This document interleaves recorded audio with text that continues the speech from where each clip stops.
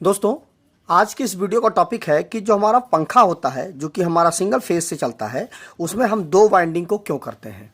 Interview में आपसे यह क्वेश्चन पूछा जा सकता है, तो आइए जान लेते हैं।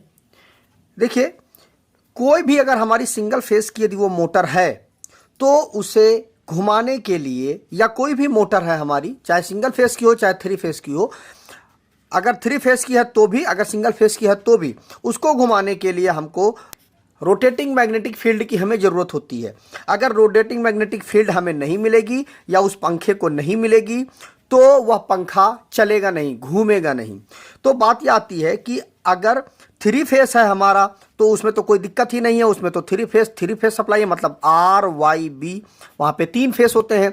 लेकिन जो हमारी सिंगल फेस सप्लाई होती है, इसमें तो एक ही फेस होता है और एक न्यूट्रल होता है हमारा। तो यहाँ पर क्या है, यहाँ पर चूंकि थ्री फेस में क्या है कि तीन फेस होते हैं, तो इसलिए आराम से वहाँ पर सारी जो चीज़ें ज़रूरत होती है मोटर को, वो सारी चीज़ें फुलफिल हो जाती हैं। लेकिन सिंगल फेस में ऐसा होता नहीं है, क्योंकि वहाँ पर सिंगल फेस होता है और सिंगल फेस होने की वजह से यह जो रोटेटिंग मैग्नेटिक फील्ड होती है यह जनरेट नहीं हो पाती है। क्यों?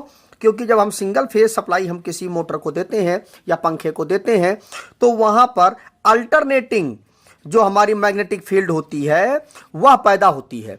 अल्टरनेटिंग मैग्नेटिक फील्ड क्या होती है? देखिए, जैसे कि ये हमारी बाइंडिंग है और यहाँ पर ये हमारा रोटर है। अब यहाँ पर क्या होता है कि जब हम इसी में हम सप्लाई देते हैं वाइंडिंग में, देखिए क्या होता है कि इस जगह पर जब अल्टरनेटिंग की मैग्नेटिक फील्ड जब जनरेट होगी, तो मैग्नेटिक फील्ड मतलब होता है मैग्नेट यहाँ पर पैदा होगा। कोई भी अगर हमारा कोई एक चालक है, कोई कंडक्टर है, यदि हम उसमें 220 वोल्ट या फेस देते हैं तो इसके चारों ओर इस तरह से मैग्नेटिक फील्ड डेवलप हो जाती है। ठीक, अब यहाँ पर क्या होता है कि अब यह मैग्नेटिक फील्ड तो हमारे किसी काम की नहीं होती है, लेकिन जब हमें किसी वर्क में उस मैग्नेटिक फील्ड को लेना होता है तो उसके चारों ओर इस तरह से हम एक कॉइल बना देते हैं। क्योंकि ज़्यादा कंडक्टर होंगे तो ज़्यादा मैग्नेटिक फील्ड और ज़्यादा प्रभावी मैग्नेटिक फील्ड वहाँ पर डेवलप हो जाएगी। फिर हम इस मैग्नेटिक फील्ड का यूज़ कर सकते हैं। तो वही चीज़ हमारे फैन में होती है कि यहाँ पर बहुत ज़्यादा कॉइलों की मैग्नेटिक फील्ड बनाई जाती है। अब यहाँ पर क्या होता है कि जब आपने अल्टरनेटिंग मैग्नेटिक फील्ड यहाँ पैदा हुई, क्योंकि सिंगल फेस आपने दिया, तो यहाँ पर जो हमारे नॉर्थ साउथ पोल बनते हैं वो उसी जगह पे नॉर्थ बनेगा, उसी जगह पे साउथ बनेगा। तो क्या होगा कि जो हमारा बीच में जो पड़ा हुआ रोटर है हमारा, वह कंफ्यूज हो जाएगा, वह समझ ही नहीं पाएगा, क्योंकि उसी जगह पे नॉर्थ बन रहा है और उसी जगह पे साउथ बन रहा है। तो वह उसी जगह पे आगे पीछे आगे पीछे आगे पीछे इस तरह से वह घूमता रहेगा। अब चूंकि हमारे पोल जो बन रहे हैं वो सही ढंग से तो बन नहीं रहे हैं, क्योंकि इसमें अल्टरनेटिंग मैग्नेटिक फील्ड है, तो उस जगह पर हमारा रोटर ना घूमने की वजह से हमारा पंखा चल नहीं पाएगा। अब बात यह आती है कि अब जो यह दिक्कत आ गई कि हमारा जो सिंगल फेस हमने सप्लाई तो दे दिया है, हमें अल्टरनेटिंग मैग्नेटिक फील्ड बन रही है, हमें चाहिए क्या चीज़? Rotating magnetic field. तो रोटेटिंग मैग्नेटिक फील्ड बनाने के लिए हमें कैपेसिटर की ज़रूरत होती है। यह कैपेसिटर क्या करता है कि 90 डिग्री का फेस एंगल बना देता है, उसी एक फेस को दो भागों में बांट देता है, दो भागों में बांट करके और इनके बीच में 90 डिग्री का फेस एंगल बना देता है, जिसकी वजह से जो अल्टरनेटिंग मैग्नेटिक फील्ड होती है वह हमारी रोटेटिंग मैग्नेटिक फील्ड में चेंज हो जाती है। कैसे?